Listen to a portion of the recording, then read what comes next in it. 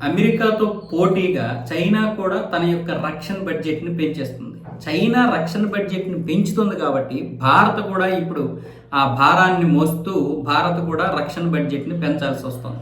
వాస్తవానికి మన బడ్జెట్ 2014 చూసేసరికి 2 లక్షల కోట్లు, 2,30,000 కోట్లు మాత్రమే ఉండేది. కానీ ఈరోజు 8 లక్షల కోట్ల రూపాయల వరకు వచ్చేసాం మనం కూడా.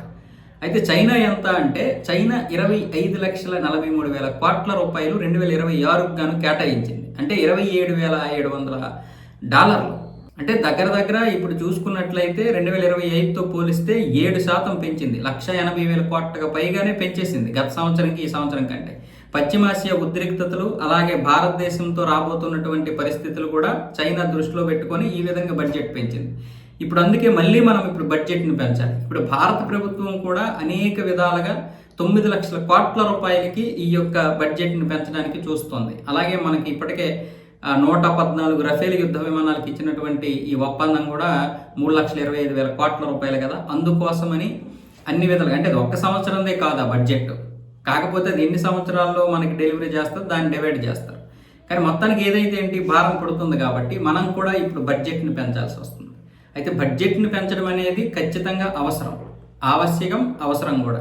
ఇప్పుడు అమెరికా $1 ట్రిలియన్ అయితే కేటాయించింది తన రక్షణ బడ్జెట్కి. $1 ట్రిలియన్ అంటే 91 లక్షల కోట్ల రూపాయలు. ఇది కాకుండా మళ్ళీ మరో 35 లక్షల కోట్ల రూపాయలు అదనంగా పెంచుతోంది. ఇప్పుడు పశ్చిమాసియా ఉద్రిక్తతల పరిస్థితుల్లో పెంటగానికి ఇచ్చినటువంటి కొన్ని ఆదేశాలను చూస్తే మరో 35 లక్షల కోట్ల రూపాయలు పెరిగేటట్టుగా ఉన్నాయని అంతర్జాతీయ మీడియాలోనే అంచనాలు వచ్చినటువంటి పరిస్థితి. సో ఈ లెక్కను చూస్తే $1.4 ట్రిలియన్ అమెరికా. దాని తర్వాత స్థానం చైనా.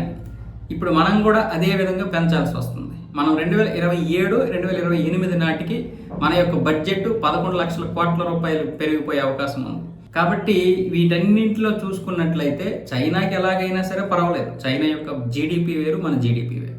మన యొక్క ఆర్థిక పరిస్థితి వేరు, దాని యొక్క ఆర్థిక పరిస్థితి వేరు. అయితే మన దేశాన్ని కాపాడుకోవడానికి ఖచ్చితంగా ఈ కేటాయింపులు అనేది ఉండాలి. మన ఆపరేషన్ సింధూర్లో చూసాం కదా మనం ఎంత బలమైనటువంటి దేశంగా ఉన్నామో ఇంకా ఎంత బలమైనటువంటి దేశంగా ఉండాలి. సో మనల్ని చూసి కనీసం భయపడాలి కదా కొన్ని దేశాలు, లేకపోతే అణిచేస్తాయి. ఇప్పుడు పశ్చిమాసియాలో పరిస్థితి ఎలా ఉందంటే అవి ఏ దేశం మీదకైనా యుద్ధం చేయడానికి రావచ్చు.